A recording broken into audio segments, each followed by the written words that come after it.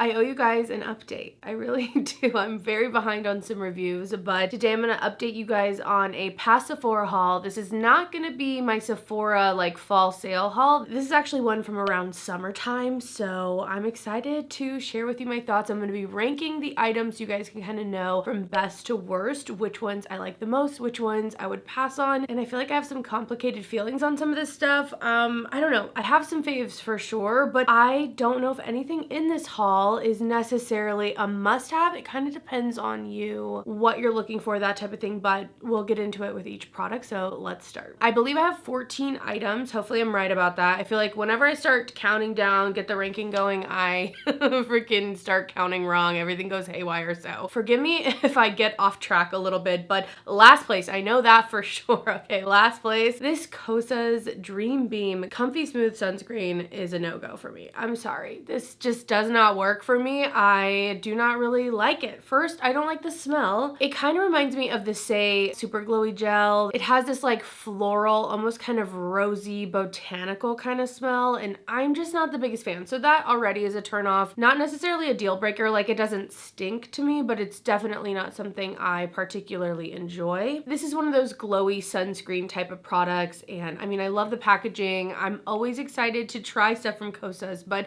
it's pretty much a 50-50 chance if it's even gonna be in the ballpark of working for me. It comes in one shade. It's pretty sheer overall though. It has a little bit of a rosy beige hue, but again, it sheers out. It has a sheen to it, and this leaves a pretty glossy, kind of dewy finish on the skin, not only from the shimmer particles, but the actual texture of this product is very just greasy. It's a greasy sunscreen. I just don't find it looks good. I feel like it emphasizes every pore, every piece of texture, which is already a problem for me, and then that's not gonna hold up throughout the day. There's no way I can wear this under makeup either. I find it doesn't let anything lay nice on top of this, especially if I use the amount of sunscreen you're supposed to, which is kind of a lot, like usually more than you expect. And so yeah, I just don't feel like this looks good. If I wear it alone and I let it set like for a while, I can get away with that. So I feel like this is gonna work best for people with dry skin if you want to give this a shot still. And I definitely think you should like an oil feel. I don't know, I just get like a dry, greasy oil kind of thing going on with it, and I just don't think that it makes for a good base layer, like especially for my skin type. So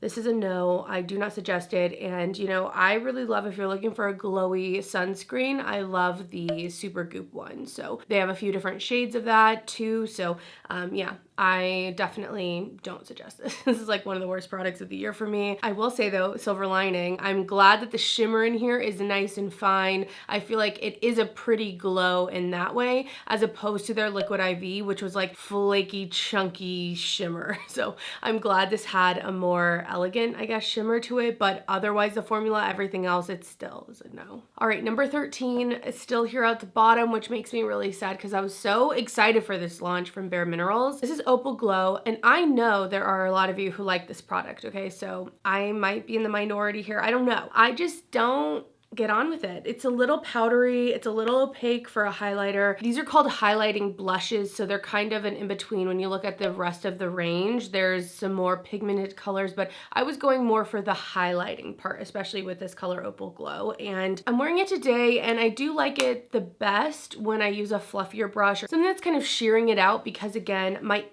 biggest issue with this is that it's just so powdery, and then it's kind of an opaque look overall, at least to me. And I tend to really love those like baked highlighters, the gelée highlighters, things with a little less opacity to them, and usually a thinner kind of look and feel on the skin. And even if you just get a swatch of it, they're not gonna be like powdery, you know? I feel like this emphasizes my texture a bit. It's just not, I don't know, it's just not for me, but I know, again, so many of you love it. I think it's a little bit more on the subtle side, although again, sometimes I can get a bit of a stripe because it is more opaque, so it's just not for me. This one I bought, but they did send me the rest of the line, and I haven't gotten done with really any of them. Any of them, even the darker blush colors, I feel like don't really work as a blush, because to get the pigment I want from them, then I have to build it up a lot, and it's quite shiny then, and I don't know.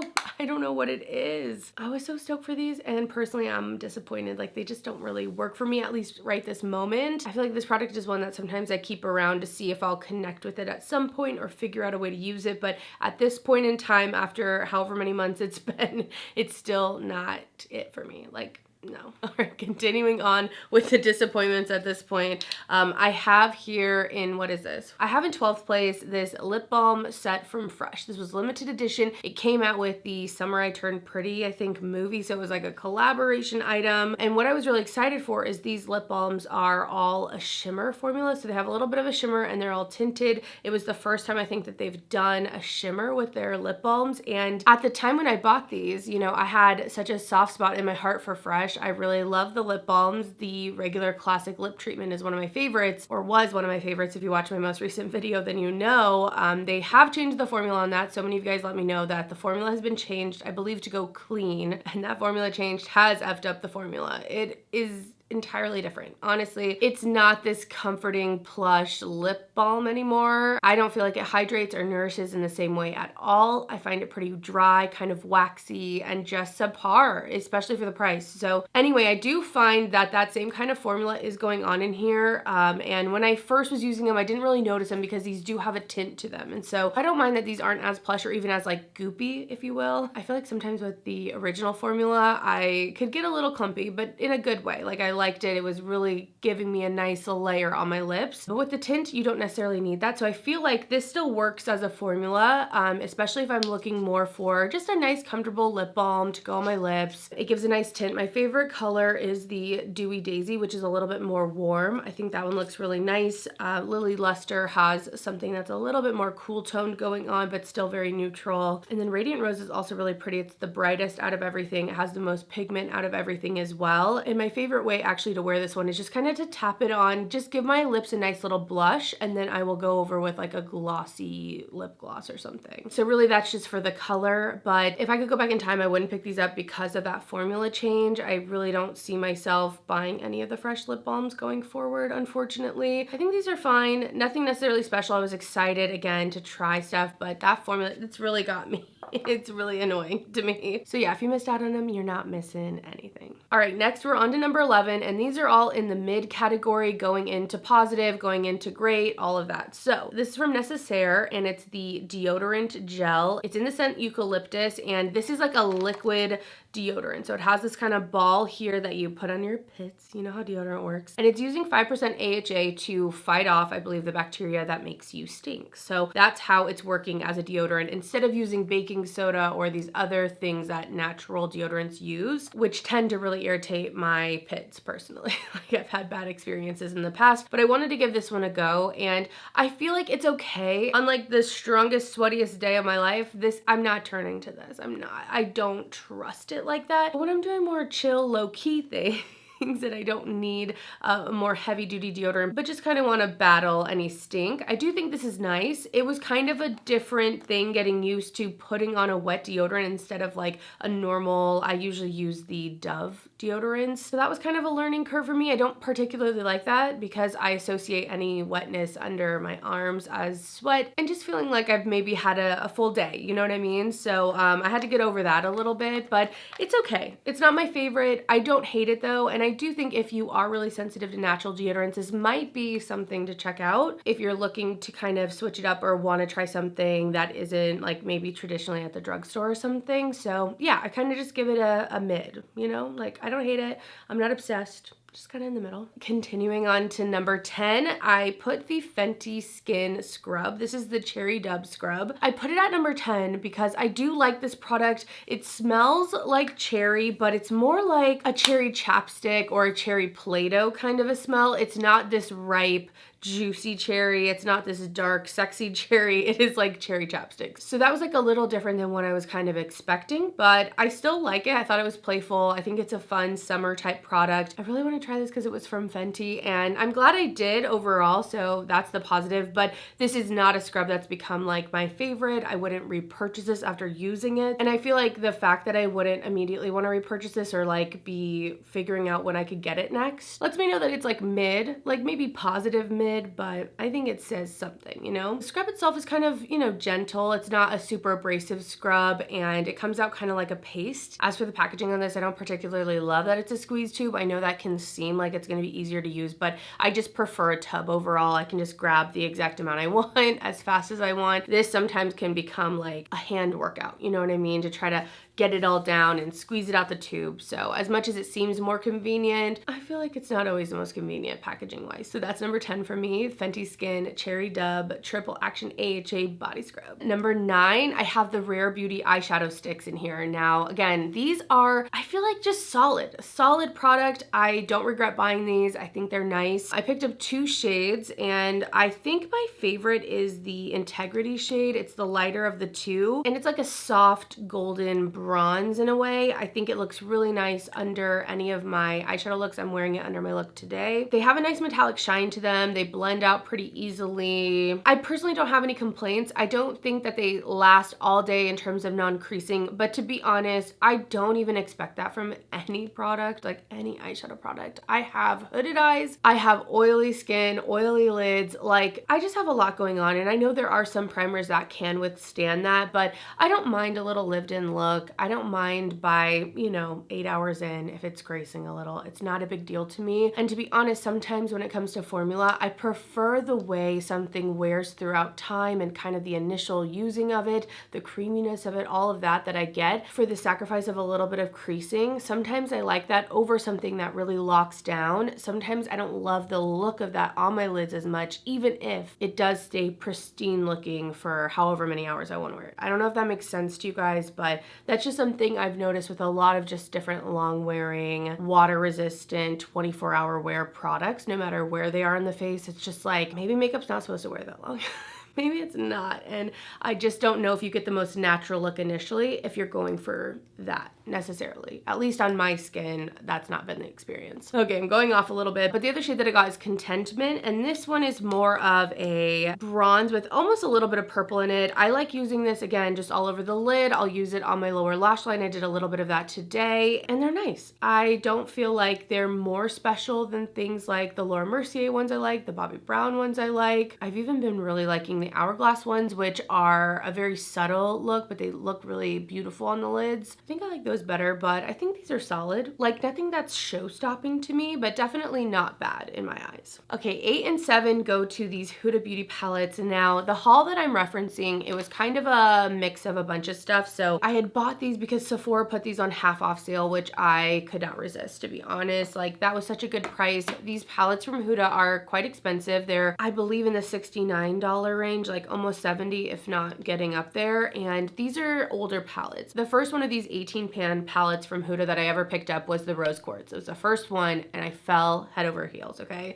I love that palette. It's still my number 1 from the Huda 18 pans. The quality outmatches the 9 pans from her by far. I mean, I haven't bought a 9 pan since probably, like, I don't know, the neon ones back in the day, even those like jewel ones, you guys remember? Like, that's been a while, but the 18 pans come with the quality, I can tell you that. And so I jumped at the opportunity to have some of these older palettes, and that's why I'm ranking them at 8 and 7, just because they're a little bit older. Not that that means anything bad, but I do feel like with reviewing so much makeup, like, there's just so much coming out all the time, and it can be hard to kind of like revisit old stuff, but I definitely wanted to add these to my collection for around $30. It was a no-brainer to me. So this is the Naughty Nudes. This is actually the one I rank over the Empowered palette. So I just think this one's stunning if you're looking for something that's like warm-ish, not overly warm, but definitely more warm tones in here. Stunning, stunning, stunning palette. Now there are a few weird shades, like it has that kind of gummy, I don't know, glossy Vaseline-y shade, I guess. I could do without. I could do without that. I wish they weren't in here, but if you're in the market for a big palette, I do think that these are really nice. They kind of go up there to me with the Natasha Denona ones. Like, if family and friends were asking me what to get and they wanted like one bigger palette that they could use all the time for all these different looks,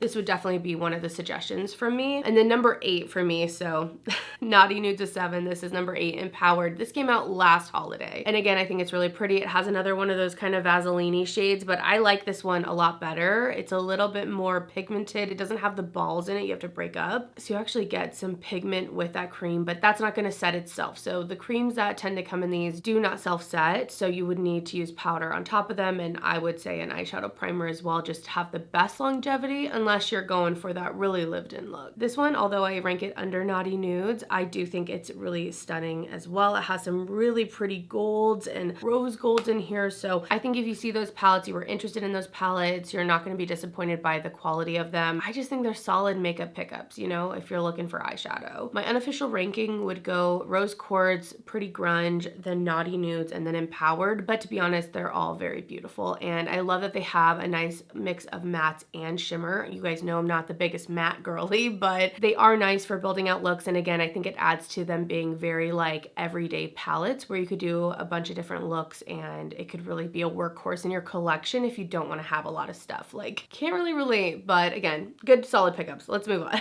Oh my gosh, how much can I say that? Next, I believe we're at number 7, and it's another Fenty skin item. I picked up the Cherry Dub face scrub as well. This ranked higher for me. One, it's empty, so you know I got my full money's worth out of this baby. Used it all the way up, and I did enjoy it. I would even potentially purchase this again. So yeah, I liked it quite a bit. It had this really interesting texture. It was almost like truly jelly. Again, it had a little bit of a cherry scent, but not exactly what I was expecting. A little bit more subdued, and I don't want to say powdery, but definitely not that juicy, fruity smell I thought we were gonna get. Anyway, this was kind of lumpy and jelly-like, but it had these little gritty bits in it that were quite gentle overall, especially because it almost felt like they were encapsulated in that jelly matrix. And so I've really actually been liking a little bit more of a gentle physical exfoliator if I'm gonna do a physical exfoliation. I'm trying to be gentler with my skin, and so I quite liked this, and I could see myself repurchasing this at some point. You guys know I love the fresh strawberry sugar scrub, but if I got tired of that and this was still available, maybe this is something I would look into, or maybe a different one. But positive thoughts. Really enjoyed my time with this product. All right, I've already done it. I've ruined the freaking lineup, you guys. Jeez. So this was 6, not 7, but also I missed a product, and so that makes a few things move up. So it's confusing. It's fucking confusing. I'm so sorry, guys. The product I missed, and the reason I missed it is because I don't have it here with me, but it falls in between the Necessarie Deodorant and the Fenty Skin Scrub. So kind of in between, you know, it's okay, but maybe not my favorite, but I kind of can use it, that type of thing. And I'll put a picture of it up here, but it's the Tower28 SOS Moisturizer. I was really pumped for this for some reason. I know the whole point of it was like, it's just a basic moisturizer, like basic, okay? They were going for just when your skin needs a little bit of love, needs a little bit of TLC, you would go in with this product. And it's also a part of the kind of spray as well, which that is supposed to just like help keep your skin kind of clear. It just wasn't nourishing enough for me, and I just didn't love it. I don't know what I thought. I thought it was going to be this perfect everyday SOS product. I really did, and I've been fighting a lot of perioral dermatitis. I was hoping that it would help with that and just kind of be this nice basic skincare. We're not doing actives. We're not doing anything crazy. We're just repairing the skin. We're just keeping it moisturized, but I just didn't love the texture of it on my skin. I didn't find that it was moisturizing or nourishing in the way that I particularly like. So yeah, I actually didn't quite like that product. Like, I could see other people liking it. I'm not trying to say it's bad, but for what I was hoping it would do for me, for what I was expecting from it, it just was like a no, really. All right, moving back to the top, because we're all over the place in this freaking ranking. Why do I do this to myself? I take all this time to rank and I get here and I just cannot perform. I cannot keep it straight for the life of me. I think this actually puts us at 4. You guys, seriously, send help. I cannot. I have 4 more categories of products to talk about. So this, I believe, is number 4, okay? So it's ranking pretty high. We're into the good stuff, but I will say this Danessa Myricks Yummy Skin Serum Tint, I have a love-hate relationship with this stuff, okay? I'm wearing it today, and I've been wearing this a ton probably the last month or so, and part of me loves it. Part of me is like, this is so easy to use. I think my skin looks really nice, has nice coverage, but it still looks glowy and really natural. And then other times when I wear it, I'm like, I can see every pore, every texture. It picks up on every little dry patch of skin that I have. Like, the product starts looking like weird and bad. I don't know, but then I still still will use it. It's such an easy product to use. So I don't know. I know that's like confusing, but I did still put this at 4 for a reason. I do think that for so many people this is gonna work. So if you haven't tried this yet and you're looking for a nice skin tint that has some nice moisture to it, I don't think it's overly oily. If you have oily skin, you're probably gonna get oily throughout the day. Don't get me wrong. You're gonna wanna like a dewy look overall, I would say. But if you're combo, have dry skin, I would definitely give this a try. See if you like it. Maybe get a sample, or I don't know if they sell smaller sizes, but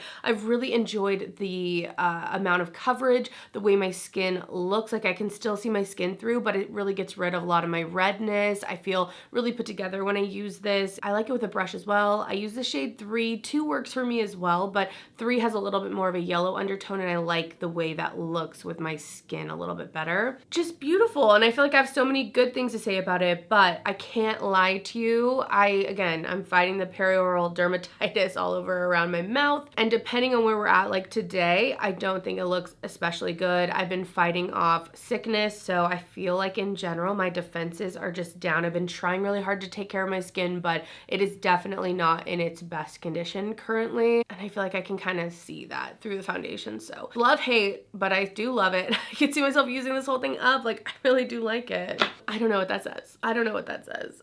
Sometimes it's just not straightforward, okay, guys? It's just not. It just isn't. All right, moving on to the top 3 truly, okay? This is actually the top 3. Number 3 for me, and I don't think that this would be a number 3 for everyone, but the Tom Ford Tropical Dusk Quad. I've really enjoyed this. I think this is pretty. Is it anything like insanely special for the price?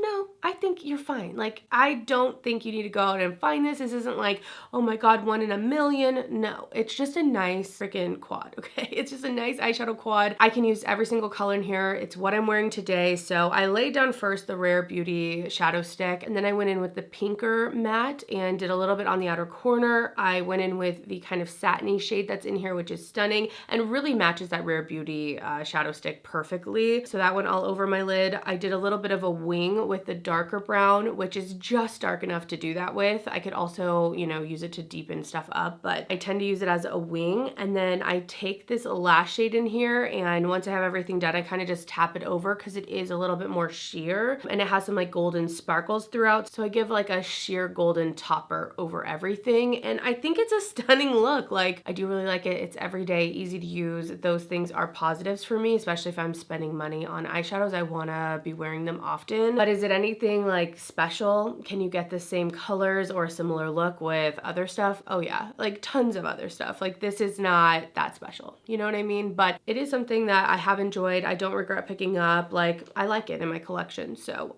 yeah, take that as you will. It's in a top 3 for me, but again, I don't think it's a universal top 3. You know what I mean? I don't think everyone would feel that way about it, and it being in my top 3 is definitely not me trying to convince you to pay this price for this. If anything, I would try to find out a CCO or get on a discount. That would definitely even make me feel better about the price for that, because again, just the pricing is Tom Ford pricing. Like, it's just expensive. All right, we're on to number 2, and I've really loved one of these and one of these I didn't like, but overall, my love for the Cherry Dior blush, it's so good. I love this. I'm so glad I picked it up. I almost didn't. I almost only picked up Rosewood. Oh, this one I don't really love. I did wear this one today. There's something about this color. It pulls pretty purple on me, and I just don't know if that's like my perfect tone. So I don't necessarily suggest this one. But when it comes to the Cherry, I just think this color is beautiful. First off, I know it looks really bright, and it is, but this formula I think really does work really well for this, because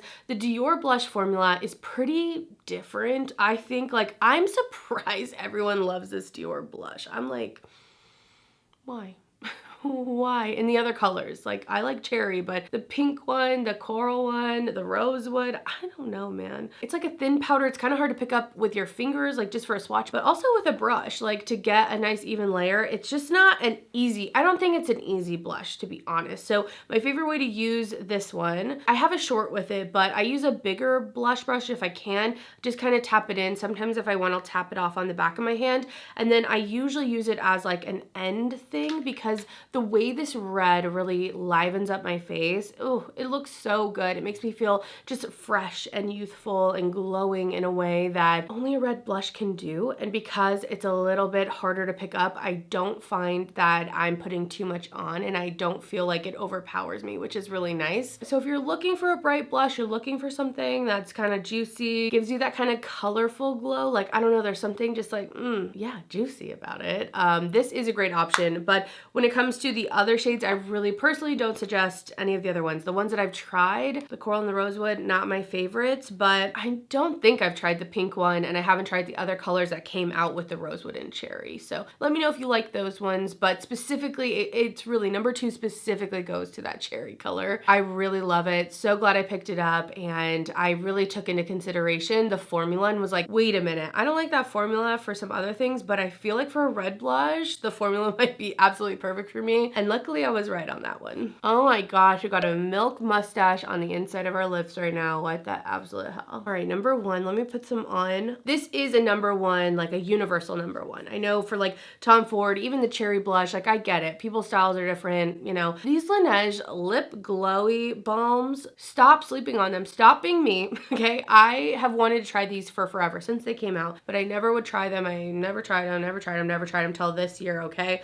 I bought myself the grapefruit one, and oh my gosh, these are so good. I know tubed lip balms are all the rage, but this is like the perfect hybrid of a balm and a gloss. They add such a beautiful glow. They feel so nourishing. They're plush, but they're not overly thick, so I like that. They have a thinness to them, but they're not too thin. They're not too slippy and greasy and gross. They literally just feel so good, you guys. So the grapefruit one is the one I bought, and then since then, I've had 2 sent to me randomly, I feel like. So now I have the berry and the peppermint one, which was limited edition for holiday. I just think these are so great. If you're in the market for a glowy lip balm, you want something with some shine, you want it to feel good on your lips and nourish them at the same time. These are so good. These are so good. They compare to me to the Summer Fridays. I know those ones are like really having their moment right now, and I really love those too, but those really feel more like a liquid balm. These are more like that hybrid again of like a balm and a gloss, and they're so good. This is definitely number 1, like an easy number 1 from this entire haul. I would repurchase this again and again. I would suggest this again and again. I think that everyone could enjoy this. Like, honestly, they're so good. So highly suggest these lip glowy balms from Laneige. And that's my update. Okay, that is it. Not the biggest haul for me, but I hope coming back and letting you guys know my thoughts now that kind of the hype has died away. I've had some time with them. These aren't shiny and new anymore. I mean, some of them are all the way freaking used up. I hope it's helpful. I'd love to know any of your thoughts if you've bought any of this stuff. What do you think about it? As much as I have some favorites for sure, I'm glad I have those. I feel like there's a lot of products in here that are really just individual. Like, are you looking for something like this? Then maybe, but otherwise maybe not. You know what I mean? But anyway, I'm gonna leave it here. Thank you guys so much for watching. I hope you have an amazing day, and I'll see you in the next one. Bye.